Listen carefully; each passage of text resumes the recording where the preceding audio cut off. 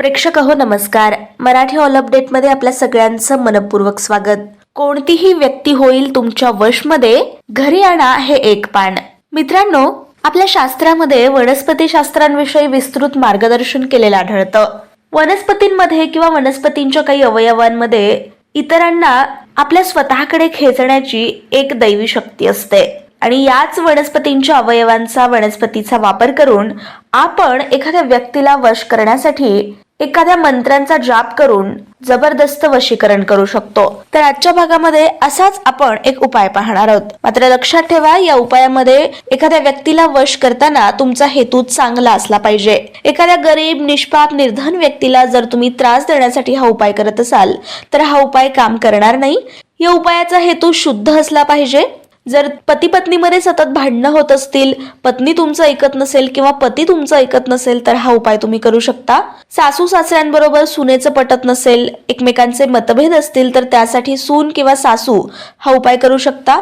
आई वडिलांचं मुलांबरोबर पटत नसेल, मुलगा वाईट मार्गाला जात असेल तर आई वडील हा उपाय करू शकतात. त्याचबरोबर प्रियकर प्रेयसी जर तुमचं एकमेकांशी पटत नसेल तर हा उपाय तुम्ही करू शकताय. चला तर मग पाहूयात हा उपाय नेमका कोणता आहे. तर शुक्रवारच्या दिवशी तुम्हाला हा उपाय करायचा आहे. जर शुक्रवारी शक्य नसेल तर इतर कोणत्याही वारी हा उपाय केला तरी चालेल, मात्र शुक्रवार त्यासाठी उत्तम आहे. तर त्यासाठी तुम्हाला करायचं आहे, आजूबाजूला जर लाजाळूचं झाड असेल तर त्या लाजाळूची पानं तुम्हाला घ्यायची आहेत. त्यासाठी वार, काळ, वेळ असं याचं काही बंधन नाही. कोणत्याही वेळी तुम्ही लाजाळूचं पान घ्यायचंय. लाजाळूचं वैशिष्ट्य म्हणजे लाजाळूची पानं ही दिवसा उघडलेली असतात आणि रात्री झोपलेली असतात, म्हणजे मिटलेली असतात. आणि त्याचबरोबर जर तुम्ही स्पर्श केला तर ती पानं कधीही मिटली जातात. त्यामुळेच याला लाजाळू असं नाव पडलं.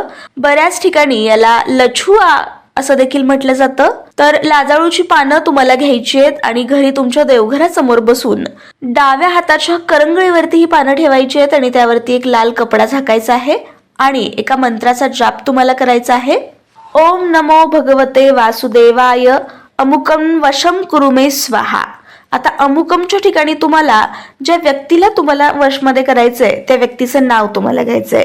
समजा त्या व्यक्तीचं नाव जर ABC असं असेल तर ओम नमो भगवते वासुदेवाय नमः ABC मे वशम कुरु स्वाहा असा या मंत्राचा जाप करायचाय.